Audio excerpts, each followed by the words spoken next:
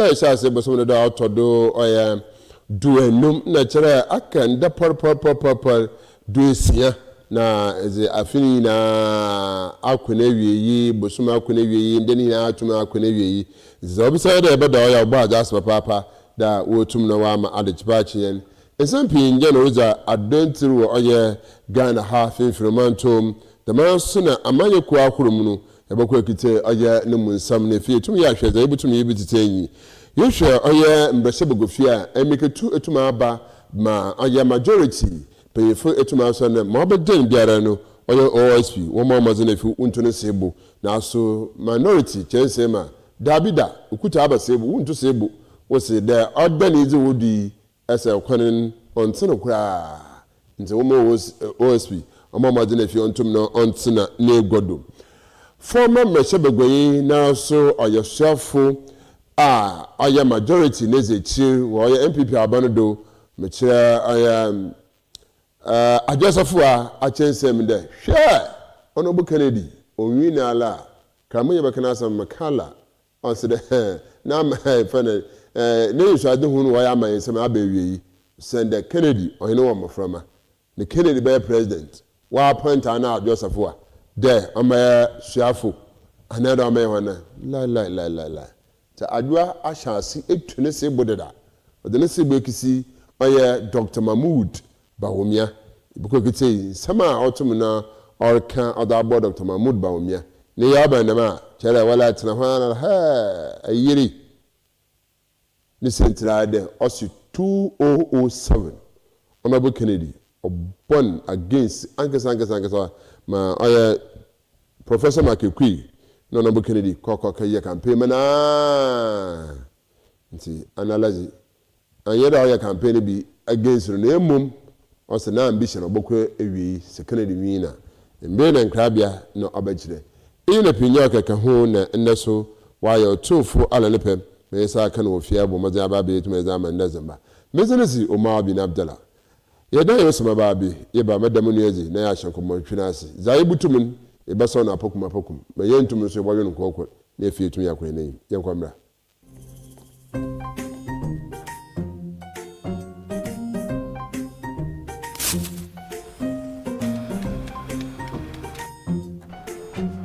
Mido, Ghana biana. Ogo fa jebi wi aba besu en fita no pa e say baby shi. Manga shi.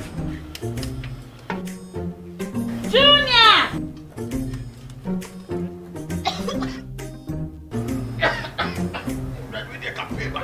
I'm saying so na for me be there no. Sister Coach pa. Enti woni gas. I'm used to the why. Na why?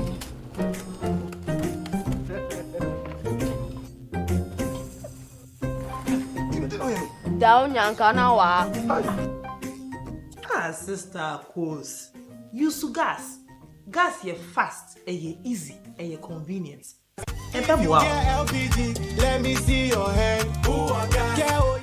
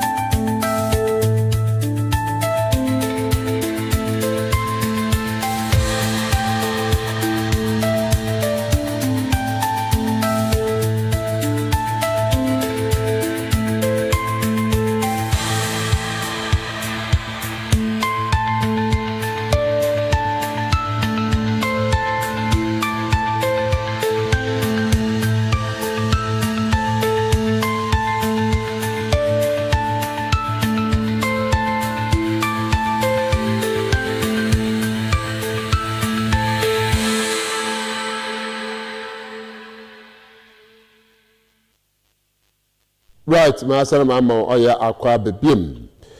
Mejo, Omar Bin Abdullah. Mayonia, I saw Bakofi with fear. I saw the class as Munjako.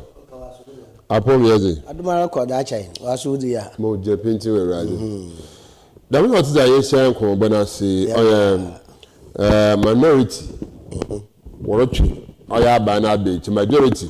was yin pianco OSP we yin nutuna kugwa kwa na so wa da ma was okay with the easy and is another kwanant nti sisi adam nsɛm aba de goyi OSP na nhwɛ nansan ɔreboa ɔleyɛ za otumo safata ano na sisi edum pempeso ana majority sisi anu da man nsɛm na ba hyadem dzen sisi am bia na yima ado sɛ ne wo sɛ za opin hu nkyɛn kakran ana ze wo sɛ yin fo na bra wo ti sɛ MPP fo nzi ya ntere ɔyɛ majority fo wo kasa yi dem nsɛm nya afi ɔyɛ minority fo no ba aso wo so me kamo medase yentia yana ahwefo na yesa ya mahoma akwa abade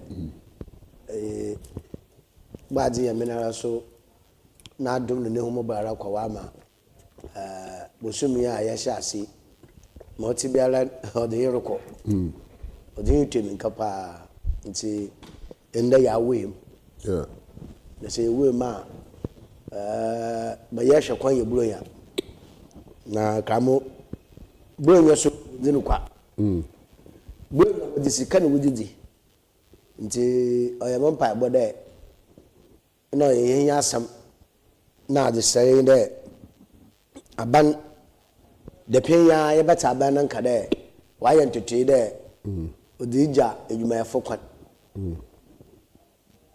da ya bene edwuma yo da ya nkwankro edwuma yo government or private ni na abani ya aka kan wo pie private workers so obi de echi osande he na ye edwuma de so amana Ghana nta abani shase o 18th na shase mutua edwuma yefo kawa acha kra 20th and then 19 ade chala private workers so and private businessman so oboto yedo no we de echi osande government or private anya to protocol government or private anya ya for car government or private ina na ye Ghana han na obi aso ye obi anya different thing bi aka ho nti se da me bi ye kidubu enya na sentete ma pefi abani ma aba oboboa ma obia na homa ka no mo bu yen ye onyi bi mpo wenyen da bai 18 tabe ya da bai mo ti bialen papa obefia an ye kura mo anwa na akokọ na mede papa bi je bi wo fie onye lamlen ko kan wala onye mo fam na ewie burenyan watu na adwum papa na so onye bi ya fine wenye bia otene baby mo fam na wo hia etikamo damona yere shokwan na special prosecutor na sama minority welcome chere aye majority majority and mobia wo pere wutu kama me matete huhu na nyeda wo pere wutu na nko wo pere wutu no wo say dam aye position ankasa the special prosecutor na be no wo hun amembu another prosecution papa bi a why recommendation am a court and now we prosecute him we jailing yanti bida since special prosecutor ni dwedi bobo ade wo man Ghana da mana majority no walka it is walka kamo ya so bebisa da sama majority walka no mu no kwa ben no wo ano ene kwa de special prosecutor no ben kenken kwa o de da no de kugu ana ne special prosecutor no kire o ye prosecution ni wia o the report no ko mo court o fa yin pako na yenti bida ye ko bida nti majority whatever wo na hu special prosecutor nyam bobo o man Ghana o san na asam no obaji o ja asam no bodo ba on na mwa na asam na ba foolish case no man Ghana so ye wo mi mbrawom enda di impako asem di police station a check kwa 24 hours another 3 days your friend 124 hours 120 hours only 3 days or am makwan na zero kokota from kokota many bail no kwamba na asama no wonhwe wenda wonka nti special prosecutor baja asama atane ase na asama o de wo makwam wo de kokota special prosecutor na mo onam ho a kamo obayedze nti momode ada minority ya no ne fo bi mo support won ne fo bi so mo support mo support won de special prosecutor personality na la na edwuma so ya ano tere abatu commission itumi yini for at any time na mo de bugu department another ministry another the ma so ye preko na wo da aboba de ne bugu ne da ono na mo asamba no po wo na mo wingu na nya ohon sambra makwan mitumi yini for da na no butuma yini for na di pofofra aba asam tetetia nti ma minority warrior no no support am support won another me won ya adwen on ye there won share the special prosecutor do na ka so ye nanyen sanye nanyen da na no won majority nya ko na mum so for percent for bed obaba na mo ya tete wo Ghana hayin there in the Ghana je ne kemem ke ba mem na ye egbu no akaye there party oba power pe health institution na epempio or a party member by force. And your party member play came there and walk transfer. We yenda. Sir, I list mistake now by paying with there. I'm a monk transfer. Better not knabo. Sir, I have for your member by there. My men may have transfer. Dama, no, you should political tactics. No, that boy, you. I will go when you leave. I won't have the opinion for the big member when you're leaving. We send there. Corner for this cabin, the Mokwan. I'm sorry for some phantom. Don't come, what broken. It's a good at a table walker. I pay no pay qua. But you must in the mum, or you must now pay that one. Maybe so not the document with the better. Well, that will be a sign. That's what to walk. O send there. Enye abano sinin anade party no wo power no mu nkofo enwo nya adwene nti obi u fly kabo bi wa process ya ebetwa na yepe njenjen etwa na yepe ai sansen etwa na ye adibia dere edeto nti ntam ha na ehwa ha oroho wa na age transfer na eja yin bebi akobebi akodwene ho di oman Ghana say selling hamemba yerebu kabim kebin we kudunyen na mpempenda we du no o de ye nyina di afutu na ye hwede ana sabu tafeje no otra na nye dem no okire abenaduma nkire de party bapo by force compose me nya adwen wa bra me party member wa bra me politics o de ye na party bo me nya adwen kwal me ya do kro ye na eduma no so me ye no kwanda ye na o de na usumu kwanda na me nya meduma kamo enti se bi ame ya na yin da na no kwansi bia na nyu ba kamo asem se bi sekura o wa nkofuru bi sayin de owa oye keroforata eno ye special prosecutor eba na sampoti no koda enti special prosecutor ntum ntun samfre owa keroforata oba ni papers in already nti oman ode aba wanted the name and daba. Wanted okay, red flag okay. Where red flag is about no. Dean or you. Dean or what you're sharing. Where you interpol and interpol of the ocean will shed. It's a ocean that. What press or Kayan Quanko and now on yet a special prosecutor now some. No, you put Tabas on the quarter by this time, baby. Honorable Kiloforata will be at Wadanaba. It is special prosecutor but no so that me import them and kafanan and famba not and send me Ghana for will be sudden then send me name and down then mobile band there I wear a job I wear it man either marry you want to ya to hook a crack me you are home never time the d let's say no man pay for by ya intercept a fetch 2001 2002 nchem ko fen gugu fiade Yes. Oba na so the bala pa Attorney General aban lawyer payin foko aban lawyer pi foko ade kwala evidence awan evidence won wa de kwala powa na ko futwirim bakamo special prosecutor no kwani wa jeju na abodo so onye adwuma no yemi se yenwo de won na prosecutor will na heni ifia heni azibit nkoko ayi ankonfem no nsama osin why ye no nsama osin azibit odin bosuma he na azibit okoroje kamo ye tomema ayama me sheda ye nyada o de ya sheda de ade ye pe onu so ye pe eti ami di mototo se minority won majority nyaadwe okwambedo na se yin product no ye adwuma da fine na o ba da ahwe na no bugu da na me won nyaadwe de bugu ahwe na mo ye ho a oba oma ahokeka omba ma special prosecutor adwuma na nkasa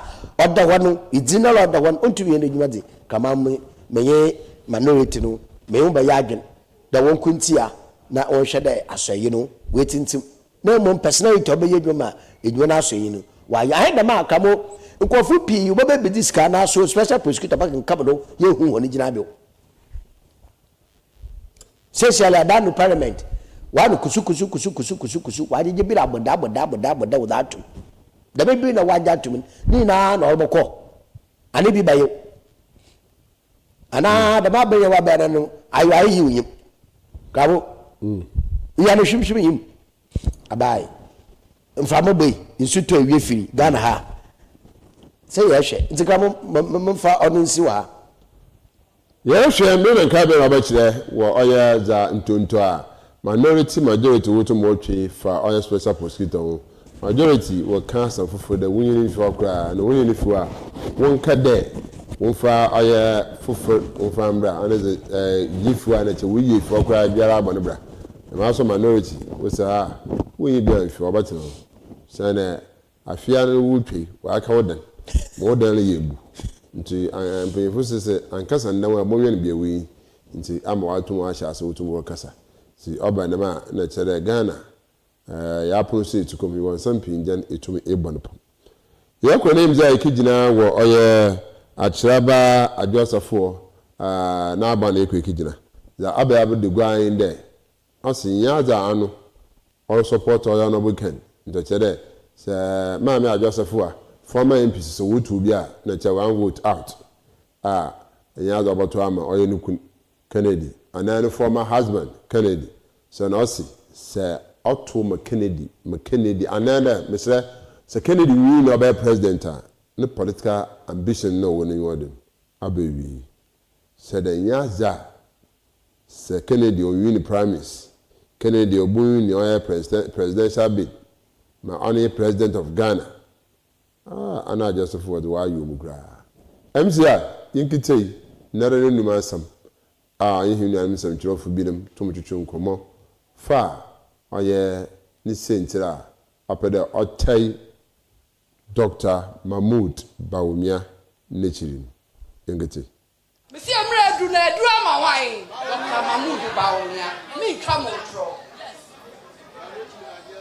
ena mi ka sembi na nto obi ati me ye politician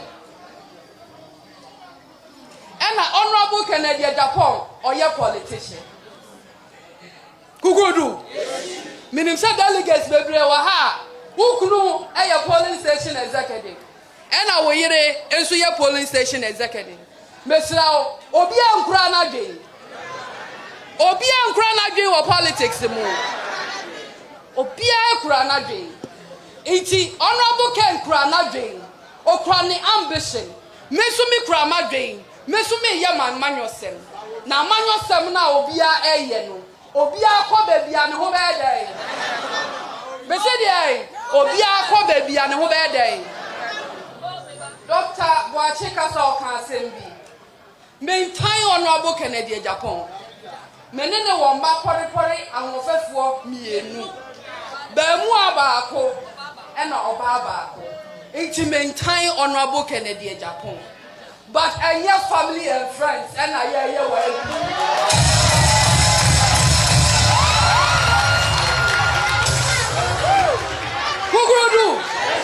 Messi ya dia.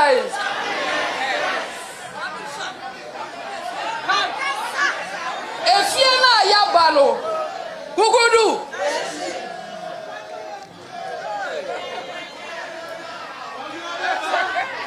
Kugudu. Patro muntie mi o. Opposition na ya ba na ya ba fie no. E wo se ye be sua nyansa o. Ya ko tena ba mu ye family and friends. Any ye ne. Iti amanyo semu a ye wo party level no. Me adua safo. Me se me nya den. Esa nsa ye kwa ba mu koye bi. Ebo aye ya na asa mo aye. Na me mamu example bi. Me study contested to be MP in the year 2007. Atene we di amanyo semunimu a wokuo imu abesi nne. Ma serve as member of parliament for 12 years. My deputy majority leader. Medi minister for procurement. Medi minister for gender. It may be some say. Men somewhere.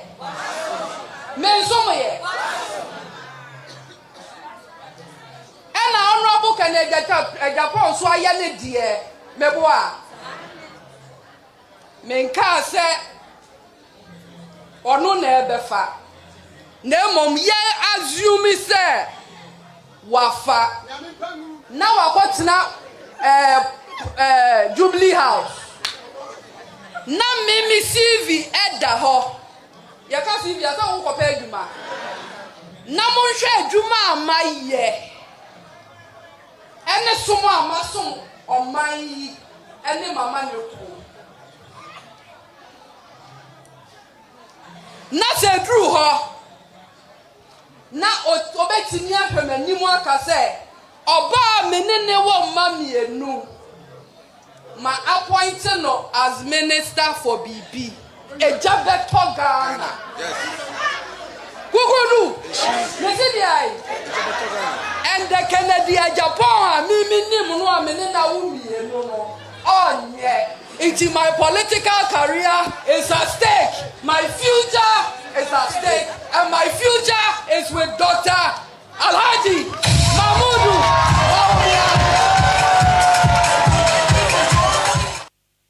Mama akana asam we ase nukunu pazi do be president ni CV bayo na inara ya na robo ni do be minister of bibi asoba kawo bami wakasan bade ma yentefro kakra wache na adwene ewie eyo mo wonu mu na na wakan bade odonye bi su mo tunufo mani yemfiri dem payine egbe so amanda no de wona ba oda egwabedu da ewi egwabebun. Get the point I'm making? Can we say? Yes. You're a political appointment, not necessarily there, although you want a personal. It can be your brother, it can be your family member. It could be one woman from Nampo. Now what be said? Atwasi. Let's face facts. Ibrahim Mahama. Eno Omar Bin Abdullah Mahama. Omar Bin Abdullah Mahama wa man brother Ibrahim Mahama wa man ministerial appointment. Maybe, but still the guy is working. That man is working.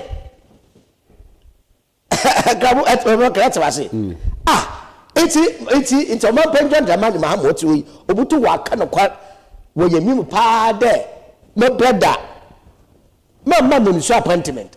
My money position melan confident you but contact I can see now. Uncle for being friend magic. No, on the sumadi. On just can get this on fire. No, so fine business. Mobuana. Oh, see. Come on, so Ghana. Oh, see. Which you buy Mama bed that or the private jet or the buffalo the brother or the private car. The buffalo bed on for the could you house. The do channel. Come, mammy, not wood to the fool. Or the wood to the fool. To know so since all that. Baba, instead of my car and I been walking, I do when it's raining. And me, more coffee. Center Miss Mini more caffeine on so no reason why other kind of massive in there. That man come honorable Canada compare with Japan. A no nonsense man. And MPP Finya Bajad to me there. Honorable Canada compare with Japan. Or ye bia sabu to fetch one far and sending for Nabano. And sabu to fetch a bar or ye be not. Why not tell them Mukrumpo? Now up and there at 2 baby baby, Namaba, names and Namaba names and Popple a bien. A becamo. Onyman Papano, and Funkos as some Fanabonano. And yes, that man will not do it because of who there. In Kwafubaka, any Benti appointing as a ministry for defense. Ntawu na ko woman, anamwa. But we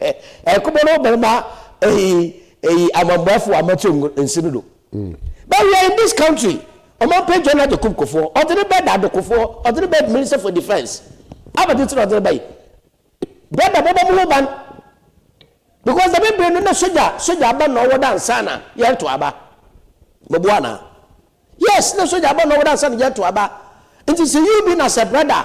Now I will assume the full committee now. Into Yakanana. That to me better now, Benungu. You ain't gonna what to about 1979. It's one and to Abanui.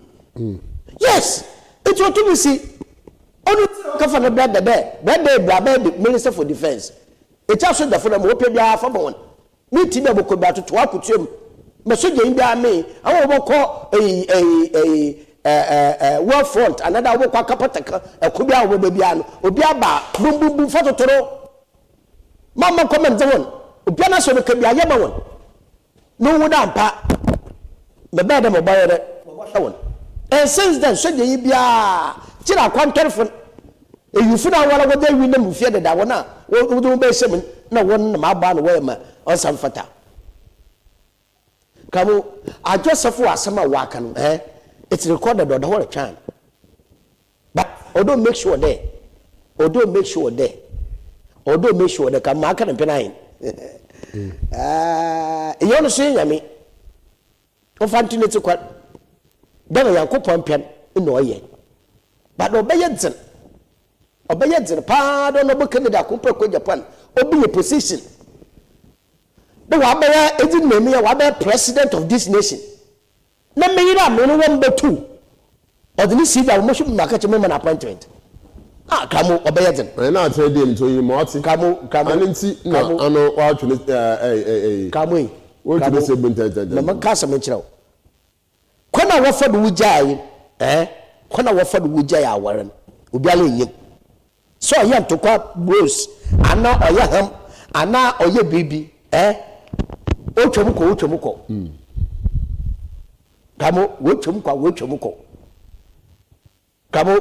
Sir, Mam, seven Musubikita, Mafayam fan to Mikita, a bar in Yanama, in a minute, Sierra. The member now, yes, say, ma, Casabay, ma will go bay, my men credible Musum baby. Assassinara 2 years, 3 years, Nakasa, you know why you're one pay, yes, I will so, but we are one up young. But if go to a point, I will friendly a yenti, we need to come together. Not them together there, if I say I will know. But you may your credit shall be friend. You get a point I'm making. It's a good abu friendly a yenti, or the very asana boom, but the young one for you. But they may your credit shall be friend. It's a two will see what Ghana had there. On the book that Kumpra Queen Inya, president of this nation. Not the member of Forman Kakama, what's the mano. We hear a financial support. But Papa won. Mafana room to announce on call Papa name because of when you drive baby where you're from. We do Bra to work with Jenny in Akakasa. Nessa just Safua.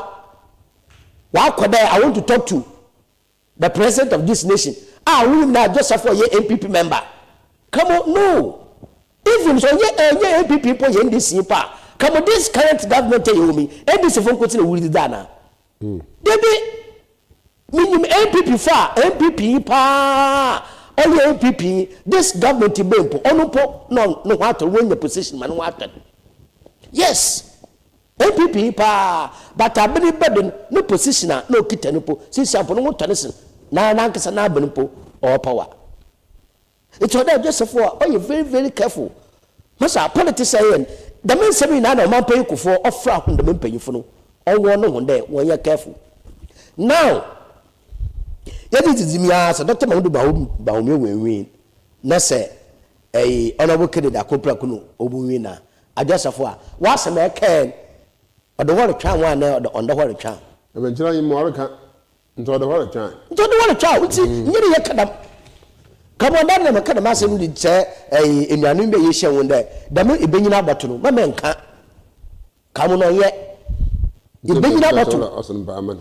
kamo mpeifu waka do wo si ebenyina aboto ahyere pama kamo onye osande yeri nyinara ababona odo ho yeri nyinara na yere kwato it is a mission or this would be catch the benyina aboto kamo chere why me double this with him bokuno so what is abobro ni huanyim ije wona fakote but kamo ye iti ame mamo hwehwe manchado sefo a wa fefi ne kase okay yiro kan na political career abewie de bi yiro use them word no odo cross me bia pye atwase nti efie bi mabakọ a eyi WNPP eyi ukuru WNDC ni na potogu hwegu omaga no somaye anamboa nti ame na medicine dem support oye Dr. Alhaji Mahmoud Bawumia mo po chew se man support ono be kini ga ko proko Japan a ono nche de me pena asam pa na mum osome bi ayede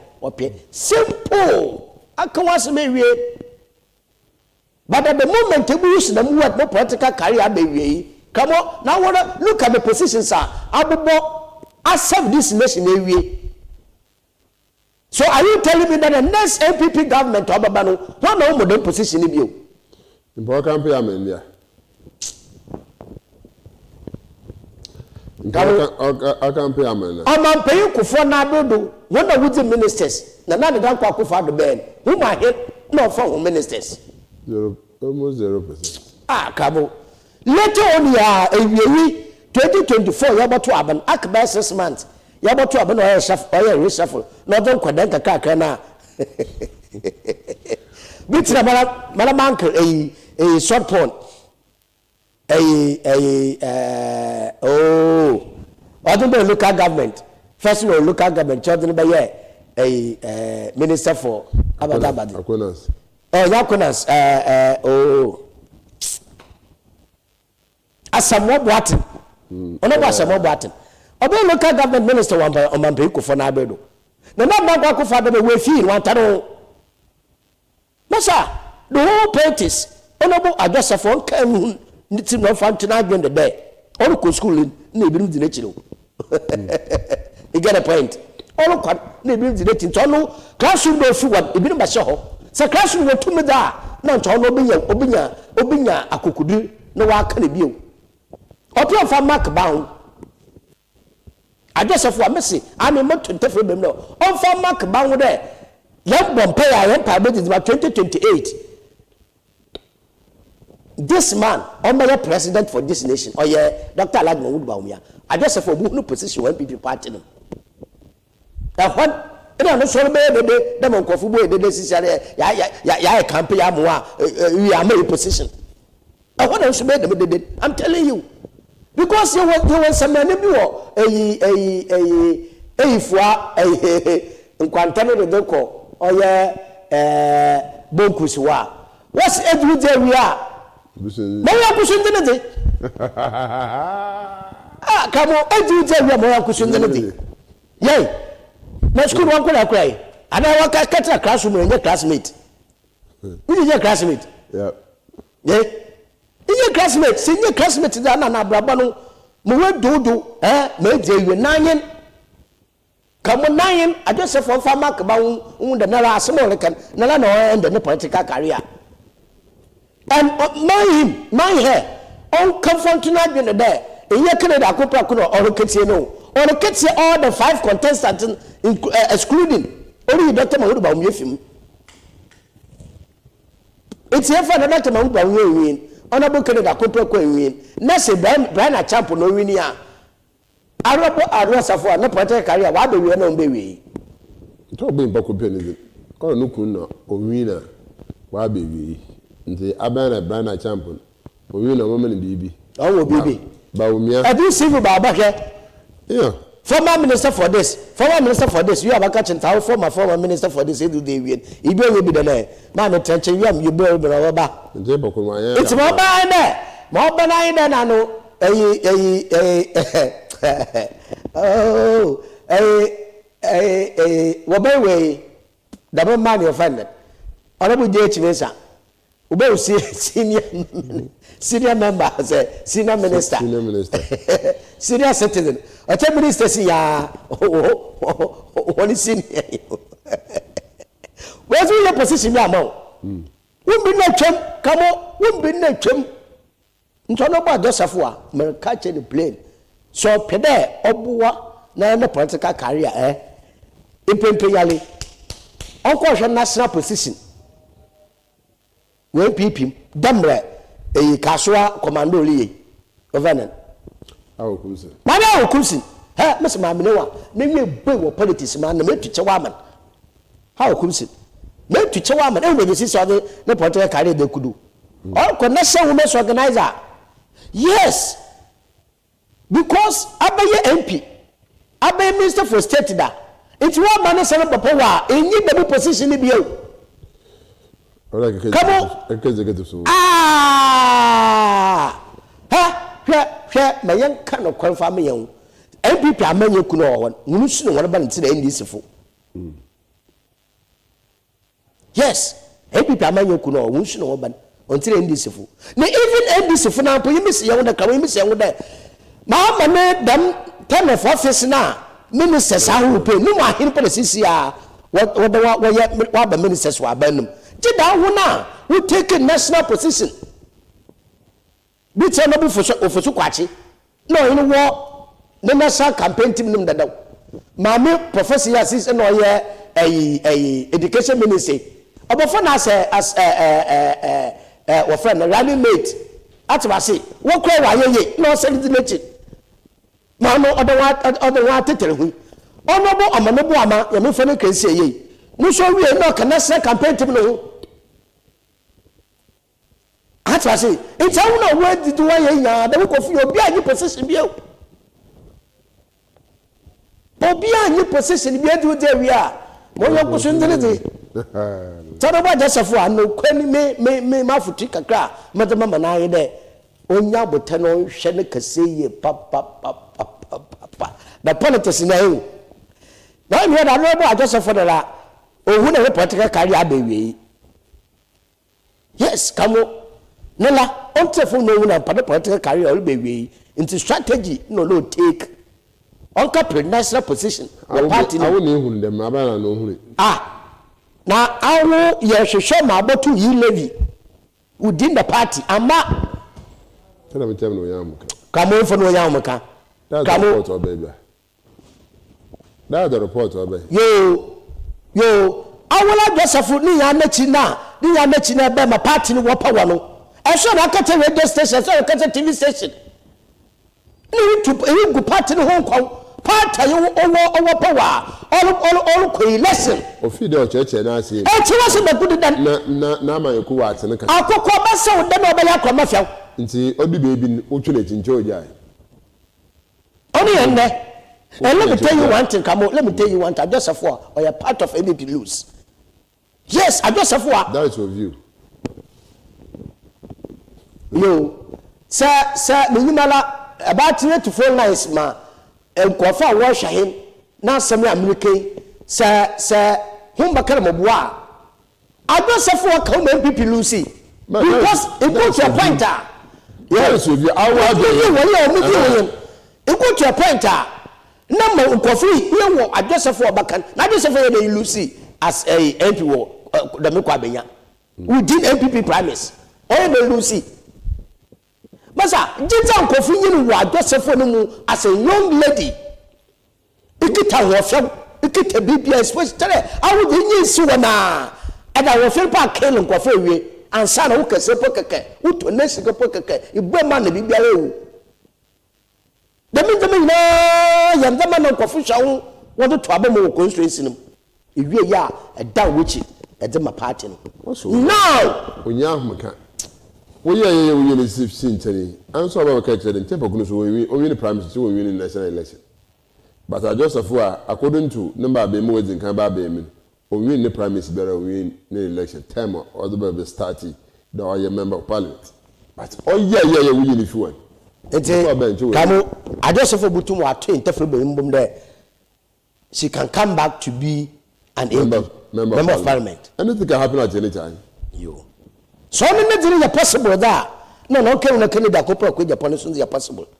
So no butum wasena kwa election wo be me kwa benya we win prime minister we MPP no wasena we win as member of parliament no okay mu there honorable Canada ko pro ko Japan no so no possible. So possible that no do hwe ne kase kona o do bafado.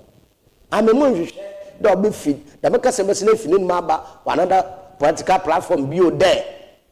So no we win a political career be how once you belong to the political party it belongs to MPP no come on we don't say that and our can be internal politics come on internal politics internal politics oda ye careful asema ye be kafa ye ne hu ichi you je onya platform no rekasa no it all can some bemo kenya on ka fa asema da blend ebushafo MPP ma ha iya ni feto ko ne yeko iya no nya gba no na abaka cheme de by first compulsory muntu abama be no yema wo atbasi o wi fi asam ifi bia so ba tane bia ne yem mbe bia no o mo wo pena asam kamu you won simple wa ta do se fo butuma ka sin mo wa ka fa asama be e kamu me fa mark ba ho mesi yam fa mark ba ho adosafo wa ka fa asama bo kamu adosafo ekutubala ba the man seven of that I can tell you from the fact that on papa da and the hunt na lankasa as a political career because you been as a member of parliament godo oh then you know to work with election within the party premises no one contest one me lose ona ya ye na hodi adani odi atasi Ghana fan tena so do me kwa be do nya muka on tena si anta do me se me ya be Ghana for tena sa ntoyoni before say there's so many ways to kill a cat atasi koni pi wo ho a kamo ikojamma the fado but yi internal election internal politics ne yariye atbasi kamo ye wo fia ne ye kefia smo difference ye kwa agba na democrat party ye kwa agba no da no ye pri agba no obi are ne de but ye wo fia ne ye fia internal ye no politics da obia wo ni differences but ye come on bodo in such a way there so obaban there me opponent o wa agba no po but there the mean no according hey come on Debbie oh no I just have a political career oh baby as a young lady why baby win the power no come on you can't come miss the masemi Vicky Mahama Miss Vicky Mahama Vicky Hamos one on former Gomo Central MP okakasa kaya kwara kakasa be only $1 million sala obija politics yama Omar Bin Abdullah Mahama oyi na edi kamo Ghana political career be we oh me bisa no political career wa be how you know political career wa be o be we but don't na nkasa being as them ewaba no oba penu wa ko set position no dey on parliament so last time o contest the political career be we and almost so many chances come there is some party there is some mana nyone kwete minister ono mumuzi come yan kan kwa me yan he ye wo position wo ni nya minister pomfa no Yes, your position winning your party ma minister mpo of fanu because what incentives in minister mpo mba. And only support the position upon Boko fiam and that wala mpo because they be a suma ni bi woko no daba. When you make marry lenti woko ya no damo. For no fair no damo because we there you need them logistics that you man. Talk quite weapons I wear the necessary fraud the man now eminences work to corner poster. When I travel I was upon do with it. Ntono ba Joseph for masana mami nyedze obaya nchedamo word ne de there osimosi win on political career baby forget it mami forget it obi mo chino enti kamonyan ka no kwa meya yipa no tano yipa no wonka but onye wa o kamonyan hwe de made o onye wa o ina awone jai kaso bente ma awone jai no obi ante aya ma so bomo hwehwe da baka kyerem dadafo we are not expecting Joseph wa da baka the differences are osi wa no yin kennedy unto but person okay ka ho there on 10 Kennedy name she's talking about political career. The more the word no use na me mpɛ no use don't know Kennedy winner what political career be how do be we kama how do be we oh my minister nti o political career be we ya na no come one more minister on into political career be we still will be in the government but you would want to a person minister but he must say honorable Joseph wa the man someone say Debbie it's about no be fiempo about no be fe be me no we no the we simple didi matam asa na ye jai mbe bi ma na mo hwe so no hwe so no hwe so no yempo sabua obi itwa techema wi ana enwe na bia atomasi muntu afurungu na mkafa manteku mfanse ntoro be Kennedy eja ma wolo mo support kamo tabase no bisigana ija boto Ghana ha eto mapa no be sigana fum na mpa ewa be to politics ase onfo mapa paradayan onfo anomora papa yinetu still or support him to be a president for this nation kamo inye mama kan so do inye Dr. Alhaji Mahmudu Bawumia na ewa bana kan tire me kadam but I'm talking from a part honorable Joseph no up there or this claim there the mean and the political career by if honorable Kennedy Akufo-Addo Japan by president that one na me there okodo ana me pere mete na me kasa no odo ho na me kasa no fina kwam kura o sande oye bia CCRA asat now no ho no ni influence kamoyen kano kwad odoso former AP former minister obi je baby kasa bi CCRA domo bo twa crowd obo twa ma no won yan kano kwa me yan ko da me kwa benya mbebu no da me kwa benya electorate wona ho adnobo adosafo ofa microphone CCRA da me kwa benya fe ibu ho emirika obotu onfo process mo mo fa wo de adosafo pere onye adehye bakasa ibu dama wuta no moboko nti ne political career on be wie nala on telephone na on hyehyɛ ne nsɛm yie ma mo ntin celebrate nsɛm bia etwomukɔ kamo de bia payinfu wona bia wubu wona asɛm wo kɔɛ no kolo wo se safa na fa nka ngabɔntefo ba fa oni kyerɛ be bi fi aba no ma fa nkɔ asɛm no tin asɛm no tin da na me nda ye ho mbra ye kɔɛ na petroleum authority yiba just one group of company esi oya asordan etumama oya Pentecost asa ama ho yiwe tuma ajipa papa the man so aboko ke John Mampe John Dramani mama na agba no na so ochensema o se Nigeria ogano eyina iyenuanu ugu agite nsema otumo kan na etum na yakɔ ne yenda yemba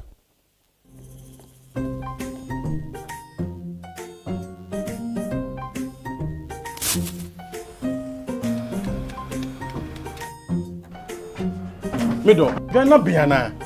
I'm for you to be so every time no pan. I say, baby, shit. Mangashi. Junior!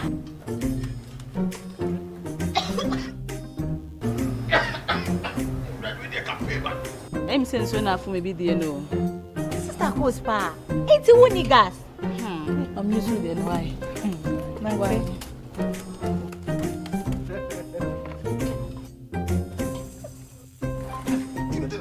Down yanka na wa. Ah, sister goes. Use gas. Gas ye fast, easy, convenient. You get LPG, let me see your hand. Ooh, I got oh, yeah.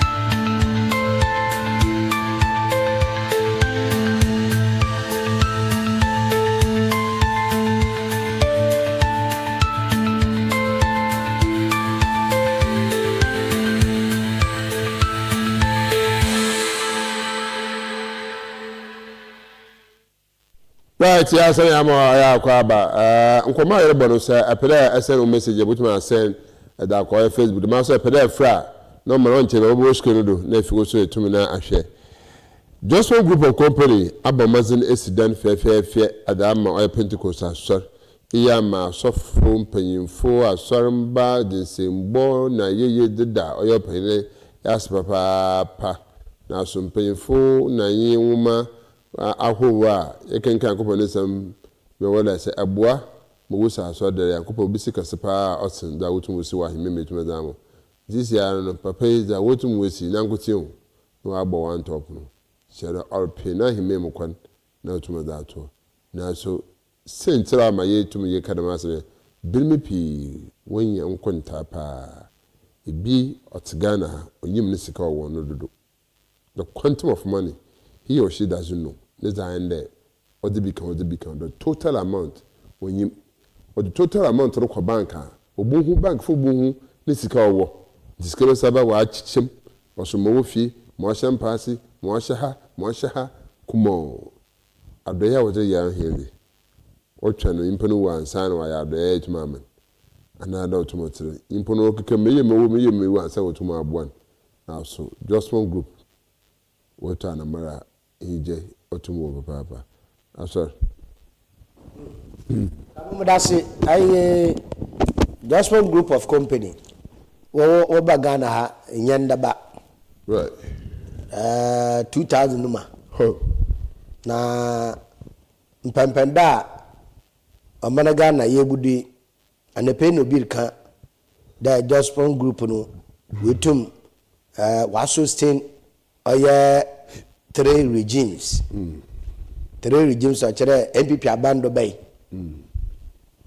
Wakure NDC bay. Wakure MPP bay. Wakure Mendi Saban. Chere just one ujananado. Nti se both MPP on you be yejuma, NDC on you be yejuma on four political career as baba ana political party as baba ana political flagger as baba no jumana no hian nti no jumana ye no onye partisan da o we MPP funti awon na mafo ho adwuma we NDC funti awon na mafo ho da bi Ghana fo no hia no fo ho adwuma no kwasem o mi da da maso da na we si no no kwani wojesi na so we simple a nche Ghana fo bi di won wo yaw Usanda inde ya kazum liona nyagana hankotin. Yes, inde ya kazum liona West Africa baby abokubia just one group of company or zoom lion oko hobi. Adami ina anadumpa nda the bokate pi oba gwale no wo bo hona abado de wo international. Nti se Ghana yenya edwumoku a hona edwuma asonyi wo Ghana ha ma wo da tra Ghana hyedo wo do kwa mafofo de da no de yebesem yedema oye just one group of company kamo yebesem na yebesem a yensem ban odo wi da amen na mo yembensem na yefa amen nsie abade ntira merkadam amen ayemfa nsiri na de se yeme wado mesikani na banade de magmuni wi a wo kasa wo yedwuman mo ho so wa akoma onto hunyem unto akutu asafata kama asamnain na suboko men ino cho no payin no dan no na sade da wo ma edwumayafo no akonto we na mo ma ho da mpayifo wo da edwuma na amen na wa akon nti bohwen na payin no otesoro wan mo nyim da edwumayafo wagyi na so baba na wa dan we sinafa tu sinafa da man no cho wo gu bi bi kotokomi no tu sinafa da mo ba wa se yemi an pata anfefie no wansana wanka chien wana wanti ne nsina ne mde mo sina la na o chien na ma bi we safa da ma na orogu bi kotokom iti oya just one group of company kamo bobo na ba do papa na ya tota said international na work wo magana fo so mfi international ne bi nta ba no be yefe the just one group of company there a Interbetin were a company, construction company, or another land. Now, a ban whom obey your Cape Cosa. It's just one group who could pay me work Liberia and I work other country. No, I forgot from Oko. Was an Interbetin for Warabano, what the workers if you obey. Workers will be obey liberal, when you obey heads of institutions.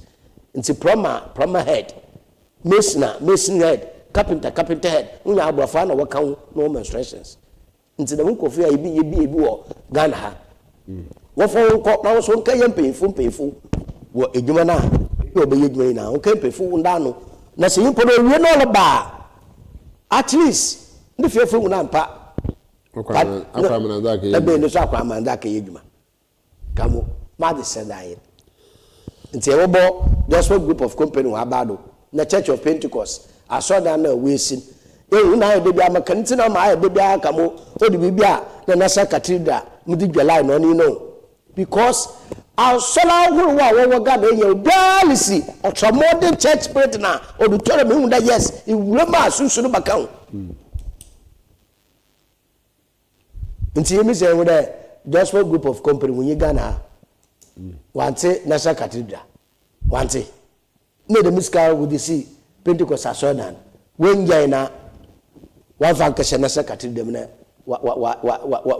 wa yan damana eti no kwani bobo just one group of company ebo na bado na ya bon no edwuma na ya sede won koda won edwuma mfanso amana Ghana na wo magana na ementew wo bibia wo bia amana na ementew papa just one edwuma fo na mpefin na imo na yekosonko sana na mrapa wotu ya na mara aso adeshidon pi hoyiwa the man na mria na ede ma oyadwuma ku nkai osekita bia nso just one osha asacha nisisi okwa na okora yim na abbo mpa ya maye ho na fietu ejire hinado amampanyi John Dramani mama ejire sempedo odin sempe etuma to go na Nigeria manum ma bira wotum na wa na hen so bebi a chensem yina yaye oyenuanum yaye yankofo nti mbombo na wode tumi bobo hinu nyaza manso otumbeta hintem abana ma na ombo ma man punto man tete tum prokwan amapai John Dramani ma de mesemi tugwa abra sam tofan twon komo medwedine so otum no alkodi yenka tse ne musam ne bi yeba ebutunye sebo nkomo no. Please, let's all be ears, please. Let's all be ears, please. Your Excellency, the former President of Botswana, Dr. Masisi. Kabis, our hosts, our fathers, may I crave your indulgence to stand on the existing protocol. I'm to come here with my friend. Unfortunately, we cannot find him. Are you joining me for this exercise? Okay, Professor Jalili is joining me to unveil the book, and we will do a simple task of doing the presentation. We're not here to review the book with us this afternoon, but it's being held up at another official function, and that is why I'm standing in for him today. Kabiesi Oba Adeyeye Togunwusi, the Ooni of Ife, and all the Oloris here present, I greet you all. Your Excellency, President of Ghana, the new Ààrẹ Ataeto Oòduà, His Excellency John Mahama, and all his entourage, I recognize you all. The immediate President of Botswana, Excellency Eric Masisi, I recognize you, sir. I will use Alhaji Aliko Dangote to recognize all the captains of industries here present, all our royal fathers and high chiefs here present. I recognize you all. Members of the Yoruba community in Ghana, you are recognized. Members of various cultural and social groups here present, sons and daughters of the source here present, I recognize you all. All political functionaries here present today, I recognize you. Other important personalities, security operatives, gentlemen of the press, ladies and gentlemen. Title as a member of your kingdom. I don't want to talk much. I just want to acknowledge all those who have done me the honor of coming all the way here to Ile-Ife to join in this auspicious event. My friend and brother Aliko Dangote, and so many of you, Tunde Ayeni, Dele Momodu, and so many of my friends who have joined us here. Our delegation from Ghana, all the Yoruba chiefs from Ghana are on the right stand there. I acknowledge all of you. All the kings and queens who have gathered here. My own family, my brothers and sisters who didn't tell me they were coming. I just came and found them here by surprise. My foreign minister, our Ghana High Commissioner to Nigeria. Indeed, too many important people to recognize. Shortly after His Imperial Majesty, the Ooni of Ife, was installed on the throne, he paid a visit to Ghana to visit the Yoruba people in Ghana. And on the program, they had arranged for him to pay a courtesy call on me. And so after he had wound up his visits with his people, he paid a visit to me at the time I was president in my first incarnation. I received him at home warmly, like a brother, and he was like a younger brother to me, very open, very warm, and there was this magic relationship that immediately formed. Shortly after that, I went into the elections of 2016 and I lost. Most people are fair weather friends. After I lost, for some people I would no longer have been important to them. But when he came and visited me when I was president, he invited me to pay a visit to his palace in Ile-Ife. And so through my sister, he kept asking, when is your brother coming to visit me? And he kept asking her, when is your brother coming to visit me? And I was impressed because I was nobody, I was in opposition. And yet his insistence that I come and visit him was something that moved me. And so on one day I gave a date, and when I came, he received me so warmly. And after we had finished the visit, he took me to all the secret corners of the palace. And the word that came from the secret places was that, go, you will get your seat back. And truly in 2024, I was re-elected as president. I don't take this honor lightly. I know that there's a historic bond between the people of Ghana and the people of Nigeria. When Nigeria prospers, Ghana prospers. When Ghana prospers, Nigeria prospers. God brought two of us together.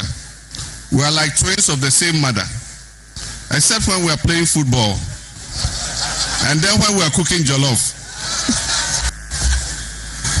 But I want to say this chieftaincy title, I receive it on behalf of all the people of Ghana.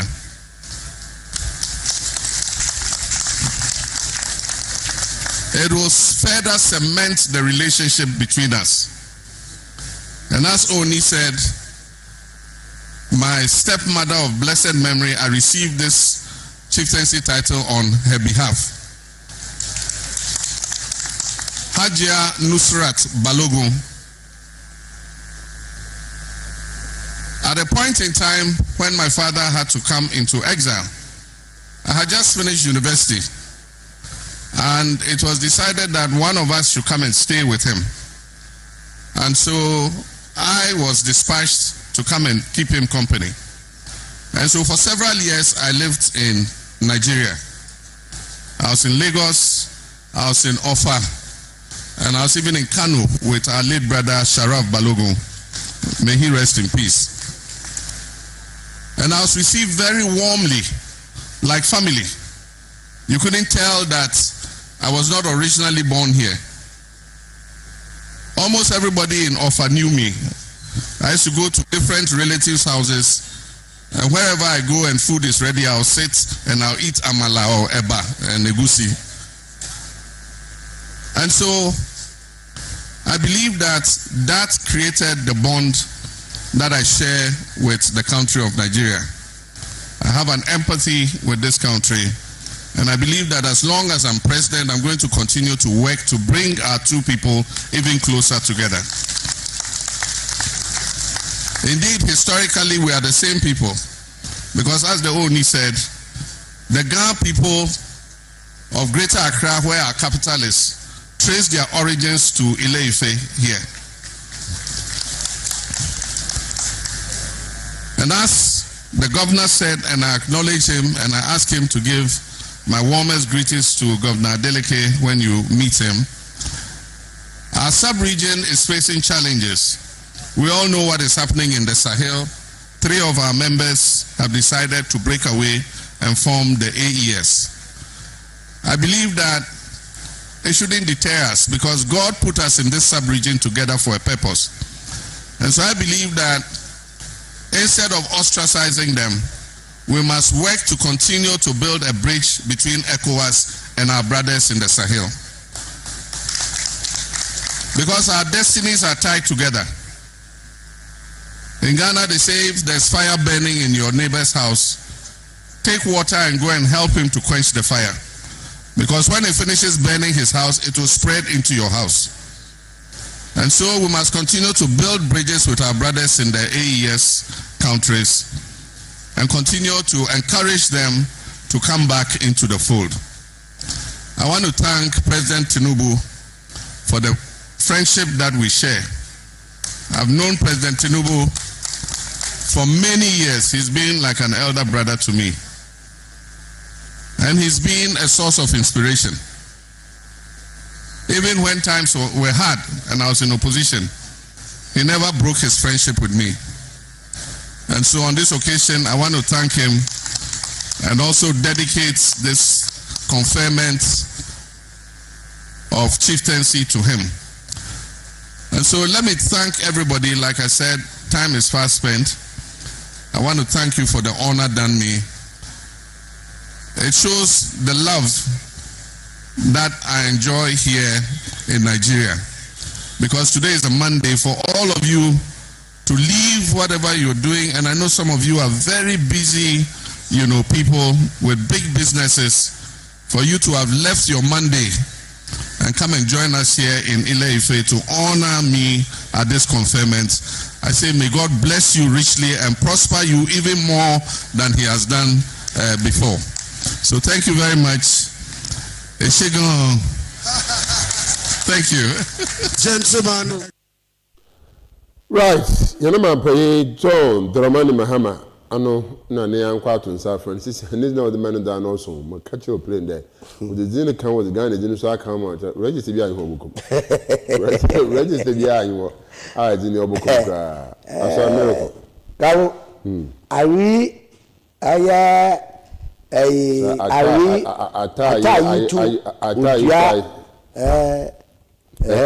udia of the source no quali ari ata yitu odua amampai yedoboko yana kanum buku ne yakohwe na wafofa hon yen say no mum da midini nyamma mpawodo emomu yinfe da fanyi ko ja tude basana na wodo dadaw na nkata demo aja atum number 1 ho na nkata yi number 2 no be number 3 nti sesiari are ata yutu oye odua no so abakan no kwari I wish danche when no so yeye nti gide ibir mando Omampeyin John Dramani Mahama Ghana Omampeyin nti eko baby a ebo na abado mpo ya cheze keke membo na abado man ohin position usano katagana yado nzama ohin position pa ni position ofo nti sesiari Omampeyin oko Nigeria na afade basesa oba Ghana na afade basesa oko Europe na afade basesa nti wenya abandemi ade na la yanda daw suit no fengu bebi nwe no wa bire suit o fengu bebi onwe no neja onye furugu na onye oleifa ntalan o shishebi na Ghana fo to de sunu ko chira ko Nigeria ngo otuma we fura ereche o se furugu na tawno da bi ma chirna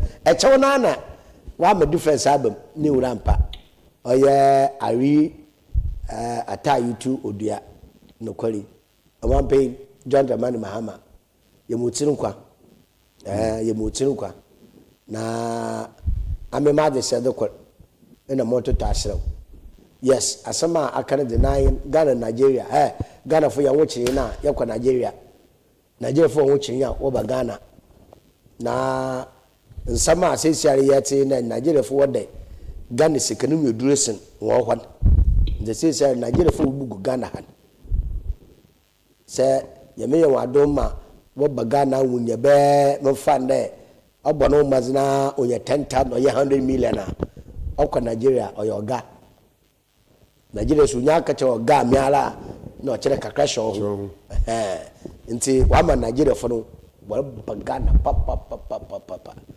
na ono na ya masa migration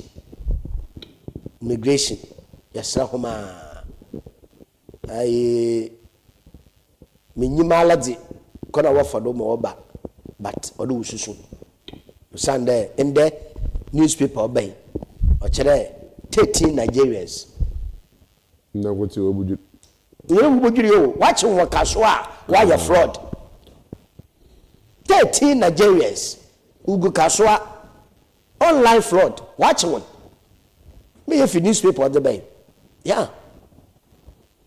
newspaper did them some of the bay kaswa here 13 Nigerians nti kwa na yigbe to woda womblem da mo kwa na ora de sa Africa ho yigbe ne da malabi yigbe to wa ye de sa Africa baka na mo kwa no ho no wala ba o bo hwe sa Africa san we gbe ana o bo hwe mpa sa Africa wo no ho no obi so da lokwa he elka ye dan sa ndama nsoyi ndama samfata da lebe ma ampa kunyo no ogbe o kamu ya da ma no kwani oba ba jiga na abodo we din samfun usanda ye nuanu ma ha ye nuanu mi nyi ho yinyi ma Nigeria nya butuma ye Nigeria nya oda mi yegu da ma oda Ghana ya bad yes pado yegudo wa Ghana nya bad o ya bad pa na mo Nigeria nya ya bad di yentu ye nantina kabo yentu ye nantina 419 kwatin nti yeso ma penjo ndamani mahama anya yinu anuma yenyim hon nti ya gijo mbamba ori yususu na gijo mbamba yanyi bi ma atena na nsei wo community num yususu na wode na edi ibin bay Cape Coast Technical Institute Cape Tech ubidi 3 months ni pa ko tino imesafo ba san yinsan 3 months ubidi no 3 months 3 months adi wo be no wona government otua ho no ka every week bia alawa no na me de wo sika no wo so ma Ghana sika no sunti wan pem wo nche Nigeria uche no Ghana nti wo calculate wo wona na wo uche no Ghana de mahoma wo do to Ghana de wa ha na kasa sam mesa for sam kotin wo be your course you na work that was 2022 2023 right and not 2021 yeah 2021 2022 yeah something like that when you mesa for be insane na wo da ho jai kre wo kwa abo 9 on yende akaji ntewo no bro kwa hwe ne him iri ma hwala wa mo notice re brani mpo onhia una chi inyim hwe ekibi se ne kwa hwe na befiem enti Ghana Nigeria de ye nuanom yes peace and love kwa don wo ho na emom atabi banan ofra papa ho kamum de besi right I na you me ya de besi ataje bon ofra papa ho ni hina mbe no nka be na ba kire ebi kan ya abo odon bi akoko de ye bezi burunya na ya hyase no ne na ansa na ne da anka wifi a wiwe sike ma so bo biniti ka so 13 wa tu esimodo de akrofra wa the before that far from yeah I'm calling for NTN I mean telling somebody is want to steal your password no that na gugu we to fu de gugu ohwa na koso asana afre ma send 1005 wa mazan shwa de no na check o na no de gugu wa yama 3 continue this we were there on your fa igbo ma me pick na me na ato igbo ma pick na ma block igbo ma pick ma chere wo yija wo dama ija ho kakraba dan password de mi nto da wa de be be oh na o password de da na de kwan user na da de na no man it na wa dina bodu fast kakraba abo no man ala nine where you I'm about to want to scan out.